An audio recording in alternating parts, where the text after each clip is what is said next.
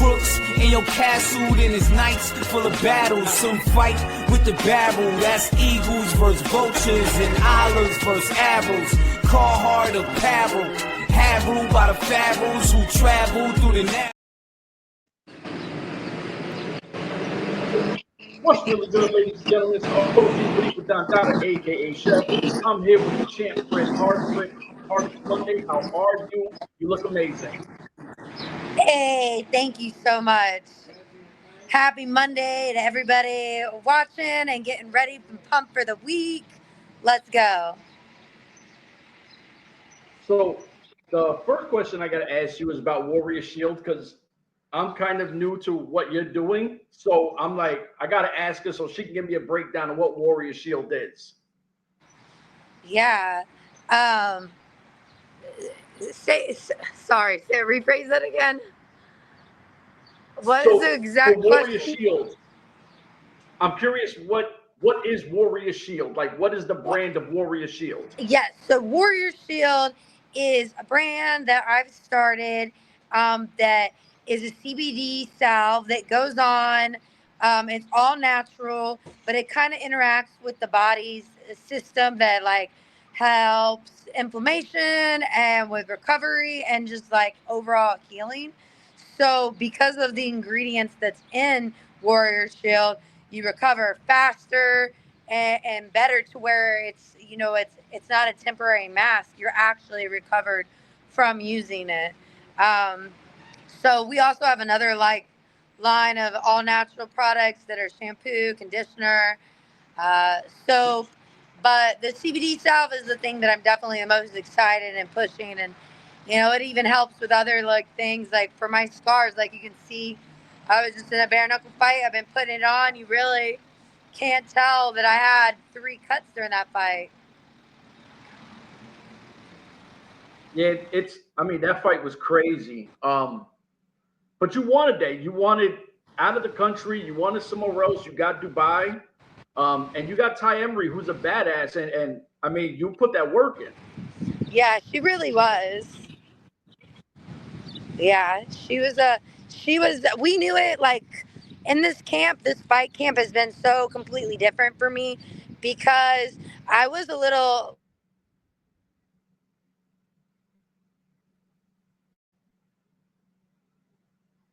like shocked that I was fighting Ty, to be honest with you, when her name. So because I didn't think she would be 115, I knew she would be cutting from like 135 or something like that. And so with that being said, I started a strength and conditioning regimen in my camp. So 8 weeks, Monday, Wednesday, and Saturday for 2 hours. It wasn't anything like boxing. It was just like deadlifts, squats, explosive exercise, resistive bands. So we knew that she was going to be like super, super tough. So that's why we were.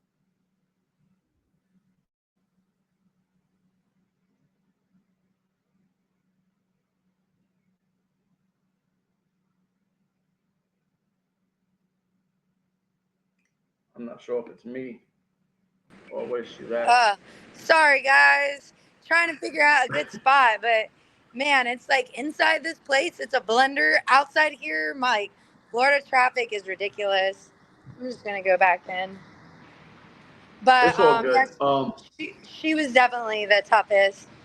So, the toughest opponent came out super strong. I mean, you saw like the physique and everything with her. Was like she was built. She came in looking like super fit, ready to go. Absolutely. So like I'm a big music person. I love hip hop. I love R&B. You're getting into the music game. I seen some of your work, and I'm like, what isn't Bret Hart doing right now? So where's the music coming from? Yeah, so the music, I've been working with Carter, who also we help and do a lot with Lab 111 Sports, and he's been like one of the best mentors and just helping manage me kind of through that aspect in the entertainment world and the music world. So he kind of helped me with this song. Well, not kind of, he really did helped me with the song and put it together and really got it out there. So I'm super blessed with that experience and doing that with him. Is there something else? Like, is this something you want to keep continuing, or you're like, let me just worry about my fight game real quick?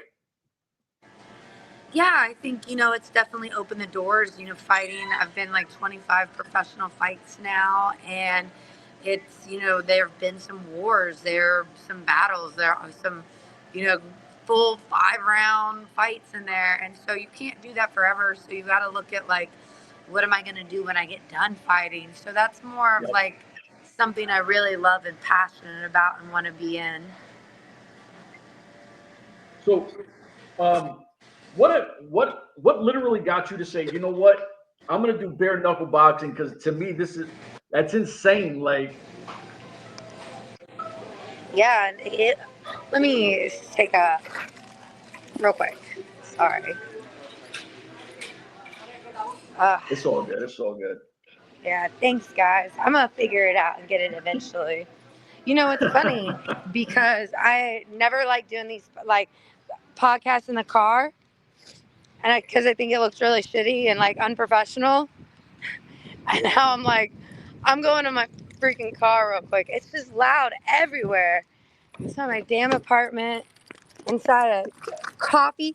I plan to do a coffee run, so the coffee thing would be good. But yes, so sorry, now I'm focused. I'm not hearing this crazy traffic outside, bad Wi-Fi. This should work.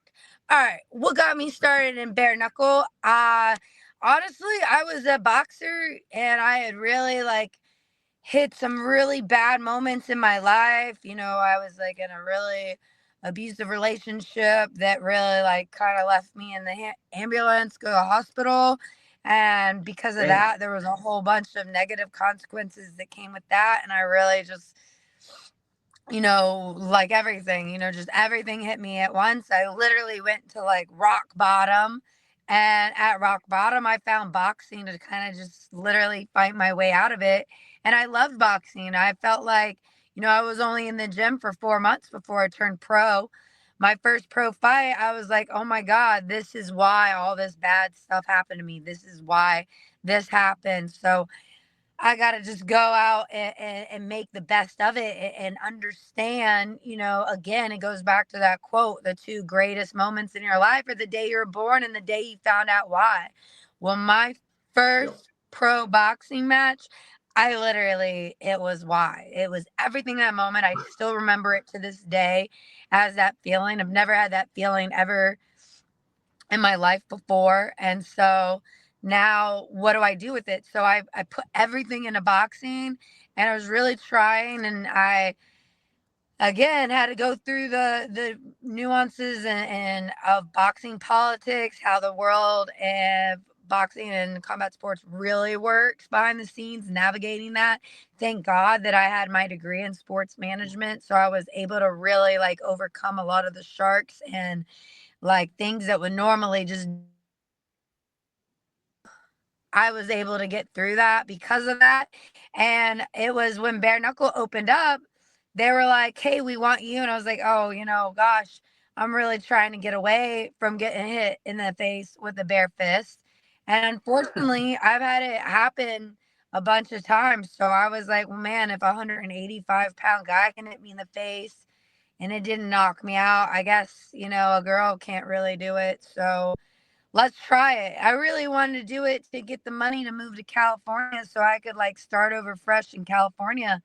But that first bare knuckle fight was kind of like a big shock factor in the fact that it hurt, but it was very close. I really, really wanted to win, and I really thought, I did win, but I got the split decision, and it didn't matter because even on paper I lost, but the world really, I feel like, recognized me as winning. And so I ran with that. And again, I took like a year off from bare knuckle at one point in time. I think it wasn't really my fault, but like COVID's fault and bare knuckle being so new. But then when I started back with that Paige Van Sant run, it was like, man, I was made for this sport. The sport was perfect for me. And I was really kind of the face of it back then when you really think about it. Yeah. Now, I gotta say this because I was like, yo, if I ever get talked to, I'm gonna say how I feel because you're an amazing fighter, and I feel, and this is how I feel. I feel, in all honesty, I feel what Ronda Rousey was to women's MMA, I think is what you are to bare knuckle. I think that the effect she had to bring all the other girls like Amanda Nunes and everybody else up, I think that that's what your place. I think you took bare knuckle women to a whole nother level. And I just want to say that if I ever had the opportunity, I was like, I got to tell her because that's how I feel. Aw, thank you. You know what's so cool is I watched some of those videos on Ronda Rousey and like little like clips on what she's really done. And I've always like, I don't want to be like self-centered or anything like that. But when I watch it, I'm like, whoa, that's like I feel very similar in that aspect, Yep.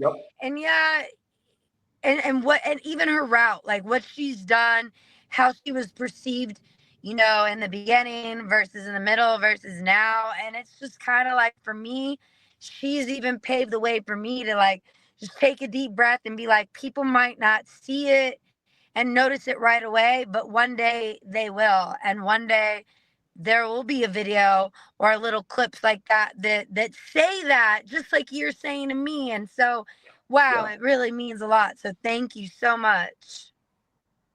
No, it's awesome. Thank you. And it's funny because I remember when my wife, she got into BKFC like a few months after me. And she was actually a few years. She wound up watching the Paige Van Zandt fight. And now I cover wrestling with one of my friends, so she knew who she was from AEW. And when she fought, she was like, "Oh, you're gonna root for this girl?" And I'm like, "No, I'm just gonna keep an open mind because I know who the other girl is." And after you whooped up on her, she was like, "Yo, this girl's the truth." Like, so you made my household like Bret Hart fans. Thank you. That's awesome. Yeah, it was, man.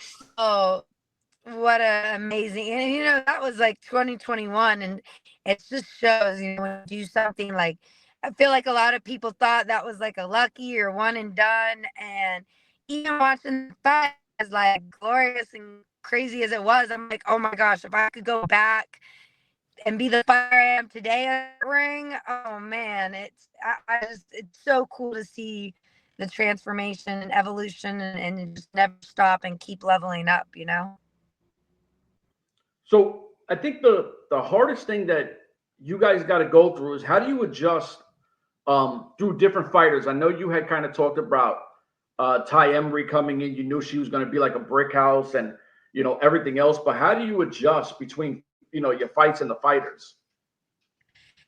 Yeah, I actually really love that component, and I think that's what makes me, a great fighter, is because my ability to adjust. A lot of the times you see fighters, they come in and they have the same fight style, and they never really stray away from it. Yeah, you learn certain things and you have game plans, but ultimately, at the end of the day, most people are the same type of fighter. And I think for me, you'd see me adjust and be that way. And because of my life situation and everything I've gone through and the way I train and training camp, it's always trying to kind of have that shock factor and something new. And so every camp, in order to do something new, you can't do the same thing.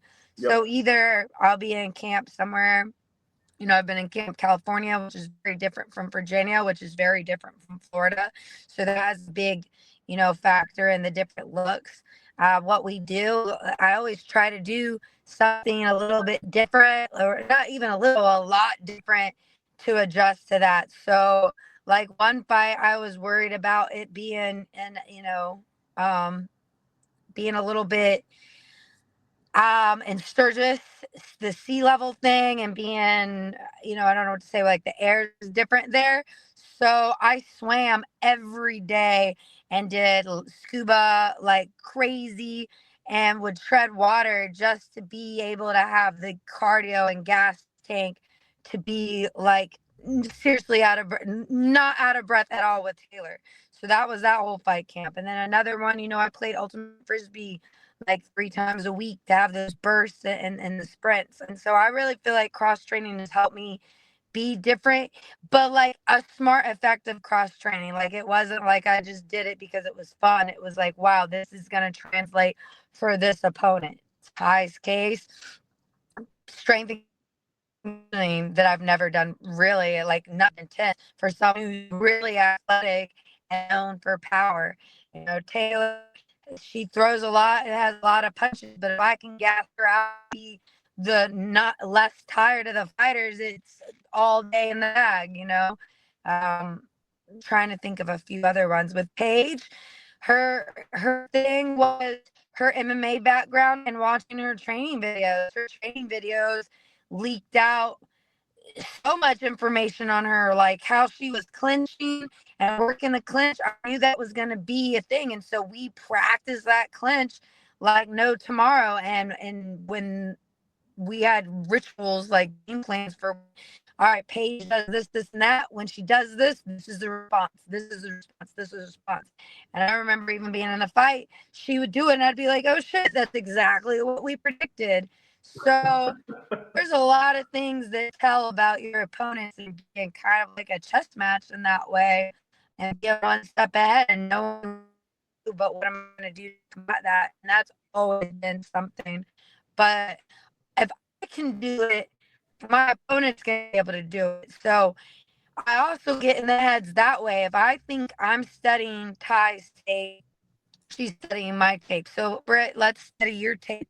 If I wanted to beat you, what would I do?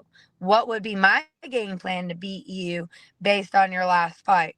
And then we try to do kind of really to whatever your game plan to beat me is, we're going to make sure that's not necessarily the game plan anymore. No, I feel you.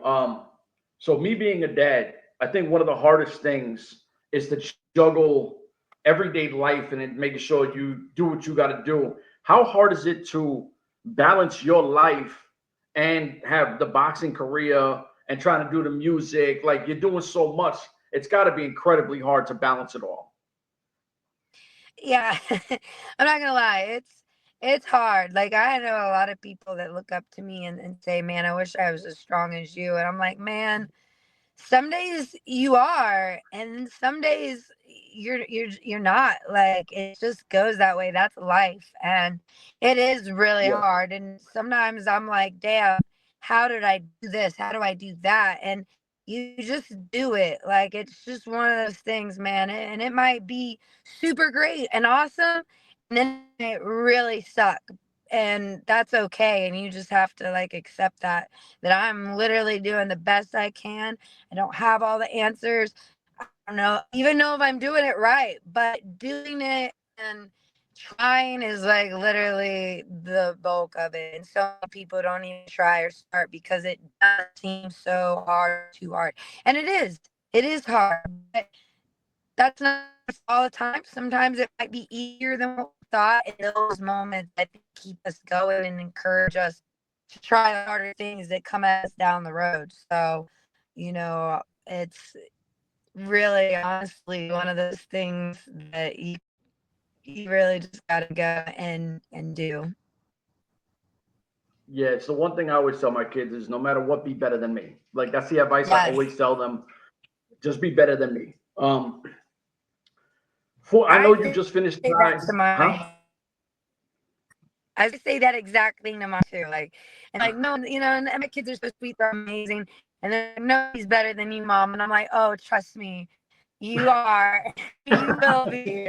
So, and I love that, and that's okay, because we got to stick by what we say to everyone I love and care about. And people I don't want to be better than me, because I know we all know our internal struggles and hard. And I don't wish that on anybody. Exactly. So you finish Thai, you get the big dub in Dubai. Is there anyone next that you're like, throw my way because that's who I want next, or it's just let me rest, let me get my mind right, and then throw someone at me?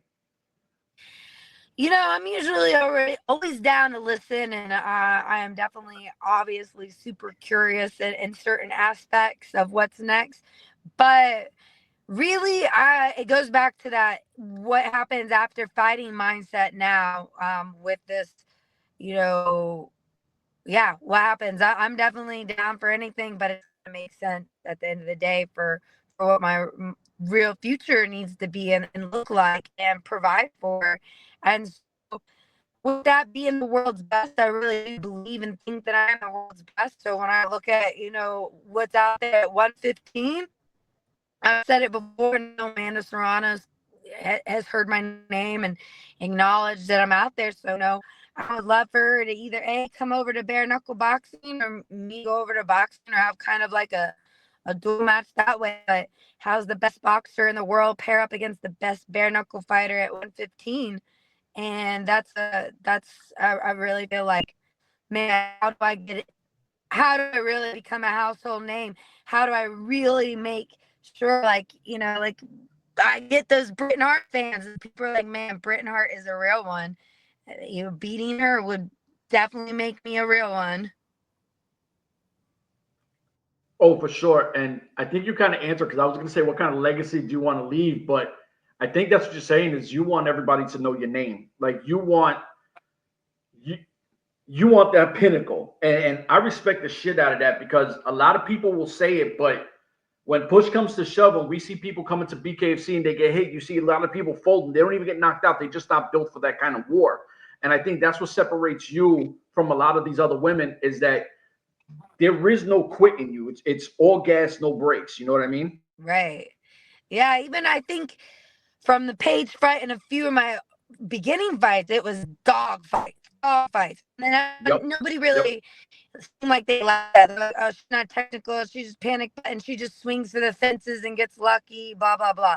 So I went out there and became technical as a motherfucker.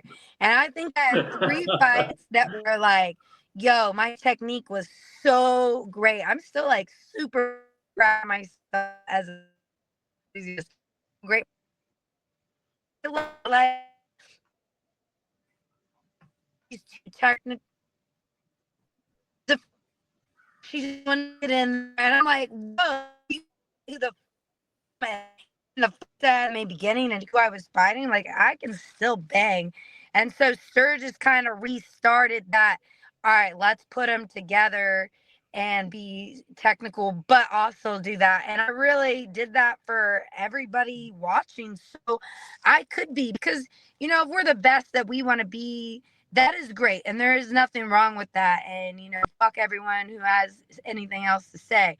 But then there's like, well, I want to be a household name. I want everyone to know my name. So you do have to play in that, because if everybody wants that, then why does anyone care about if I'm just, going in there and kind of and sticking to one style? So I really love that, and, have put that into play and shown that it's not luck. It's not just one way. I can win all ways. I can be whatever and do that. And that's really what I want to do. And at the end of the day, like, wow, Bret Hart was a great person. She was a great fighter. She stayed authentically, unapologetically herself, but she also gave us what we want and had entertaining fights and proved all the haters wrong. And she did it once, twice, 3, 4, 5. Oh, damn, she's still doing it. That's really the legacy I want to leave behind. That was, something that everybody knows. There's no taking that away from me. No, and the thing that I dig the most, and I'm gonna get you out of here quick because I know you're cooking in the car. I dig like when as a fan looking on the outside looking in, you're like, you want to be able to identify with somebody, or you see something in them that you like, and there's something about you that I was like, damn, she feels like home, and I'm not saying that you got to be from the hood or nothing like that, but the way you fight and the aggressiveness, and there's a calm to you, there's a storm to you, that it's just something that I sit back and I'm like, man, this girl is the truth. 2 questions, they can go as quick as you want. What's your favorite cheat meal? Ooh, favorite cheat meal? Quiche. I just love quiche, and I guess it's not that bad for you because it's eggs and vegetables usually, No. but pie crust. The pie crust. Anything with crust is so good. I love pie, anything. All right. And the last one I got to ask, because you responded it to my homie, because I'm a sucker for braids. So when you had the braids, and I'm already a Bret Hart fan, I just was like, all right, I'm in love. You know what I'm saying? Like, my wife was like, oh, now you're going to love this girl forever. And I'm like, yo, to me, I was like, yo, what inspired her to wear the braids the way she wore it? So I was like, I gotta ask. Yeah, that's a great question. You'll love this. I had a boxing in Philly, so I lived in Philly for a little bit, and he really got me on the whole theater and art of boxing. Like, really made me believe it. Okay. Like, boxing and punching people in the face is literally a true art form. Like, you can't say otherwise. And it goes with everything in the theater and play of it. So if there's three judges, right? So I was always fighting. I was getting robbed. I was getting these draws and bullshit fucking decisions. And he was like, look, there's three judges. If you know what they want and how to play to that, you'll do that, Britt. And part of it is being a female when you have long hair and being able to absorb a punch. You have to learn how to do that, because if you get hit, it might rock you. And if you snap this and your ponytail swishes, yeah, the one judge might see, let's go on the opposite, that it misses. The girl loads and it goes like this, barely, like, it doesn't land. It barely misses. But your hair in the back swishes. So the judge in the back sees that hair move. Oh, you got fucking hit. Maybe the other, that's why we have three completely scorecards sometimes, and we're like, what the fuck fight is the judges watching? Well, the hair Yeah. puts an art and an illusion into getting punched. So if you sit there and your hair is braided really tight to your head, it's not swishing, it's not moving. And so if you learn and know how to take a punch, like I very much do, if I don't move my head, that judge from behind me didn't see the shot. So I'm not getting scored against me, period. Oh. So Yo, that's I've really, and never honestly, known that. That's crazy. yep. So that's what started it. But then, I think not everyone can pull off braids. I think that, when I do have the braids on, it's like, yo, it's also like, not like I'm acting or pretending to be a fighter. I'm a real fucking fighter. But any fear or doubt, like that, when I like to see myself right now, I'm like, and again, kind of what we were talking about earlier, like, this is so fucking hard. How am I gonna do this? What am I doing? Blah blah blah. But when I have those braids in, it's like, you got this. You are, the baddest bitch in the world. Like, go show them what you like. The braids do that for me. So started because of the whole theater and the not having your hair with, and then it leave in myself, just visually seeing myself with the braids, and it's just kind of like that warrior mindset. So I remember, man, I didn't have any money. Some long story short, some crazy shit happened. I had $70. I walked to this hair place. I was like, look, I need my hair braided for this fight. I don't have any other money. I'm not even eating right now because I know I need my hair braided. And she's like, it's $100. I'm like, I have, and she goes, all right, I'll do it. I literally spent the last dime I had just to get my hair braided for my fight in Las Vegas. Didn't eat for 3 days. Not because I was cutting weight, but just because I didn't have any money, and I ended up getting a draw for that fight. So get Oh, damn.